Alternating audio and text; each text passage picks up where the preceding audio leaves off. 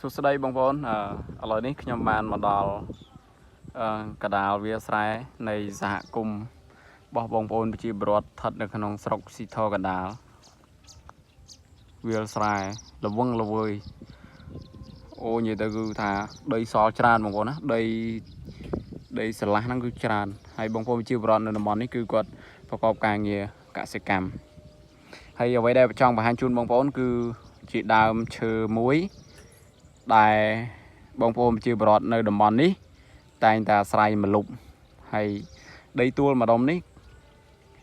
ហើយនឹងដើមពោធិ៍នេះគេហៅថាពោធិ៍តាច្រឹកហើយស្រែគឺស្រែរបស់លោកតាច្រឹក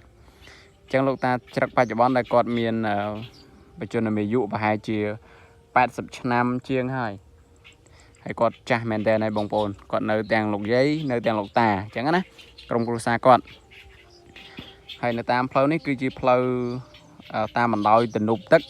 ដែលបងប្អូនប្រជាពលរដ្ឋគាត់តែងតែធ្វើដំណើរតាមហ្នឹងដូចជាប្រមូលផលស្រូវធ្វើដំណាំស្រូវអីគឺ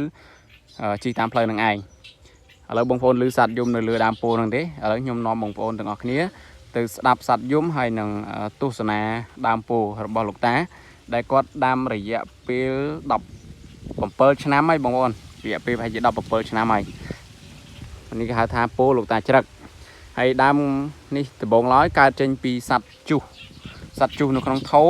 ដល់ពេលគាត់ដាក់នៅក្រោយផ្ទះរបស់គាត់ហើយដល់ពេលធំទៅអាយុវាសមល្មមអាចយកមកទុកកដាវាលស្រែបានគាត់ក៏ចាប់ផ្ដើមយកគាស់មកដាក់នៅក្នុងដីរបស់គាត់អញ្ចឹងណាបងប្អូនហើយដើមពោធិ៍នេះគឺសម្រាប់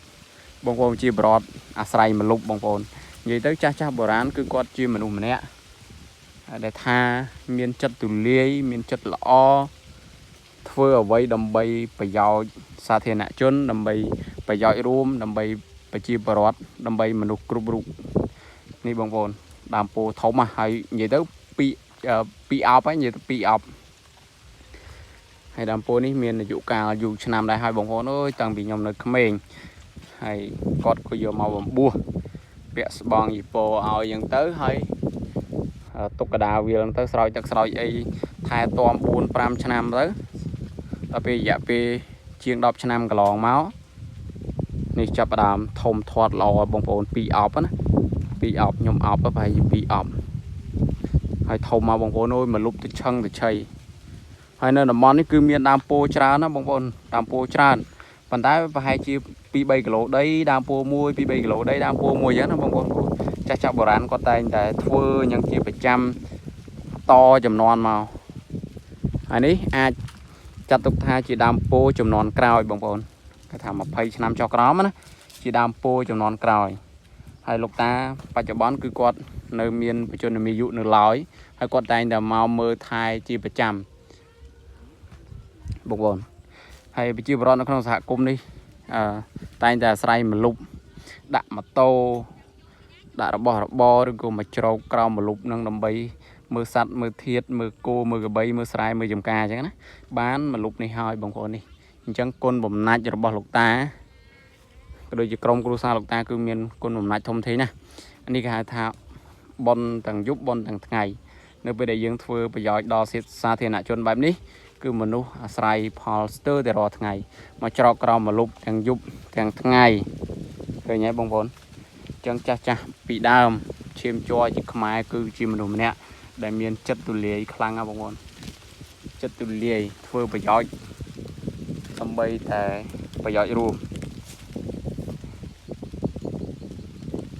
នេះក្រូចមាញ់បានពីលោកតាបងប្អូនហើយខ្ញុំមានអង្គរៈមួយបងប្អូនឥឡូវនេះយើងត្រូវធ្វើដំណើរត្រឡប់ទៅភូមិវិញហើយយើងមកវាលស្រែនឹងឆ្ងាយដែរហើយដល់យើងមានទុរៈមកវាលស្រែឥឡូវនេះយើងត្រូវត្រឡប់ទៅភូមិវិញបងប្អូនហើយអ្វីដែលចង់បង្ហាញជូនបងប្អូននេះគឺពោរបស់លោកតាអញ្ចឹងអរគុណលោកតាហើយក៏ដូចជាបងប្អូនអរគ្នាមានមោទនភាពដែលយើងមានប្រជាជនខ្មែរពុកបរិសខ្មែរដែលស្រឡាញ់សម្បត្តិរួមអរគុណច្រើនបងប្អូនជួបគ្នានៅវីដេអូក្រោយឥឡូវនេះយើងធ្វើដំណើរទៅហើយបាយបាយ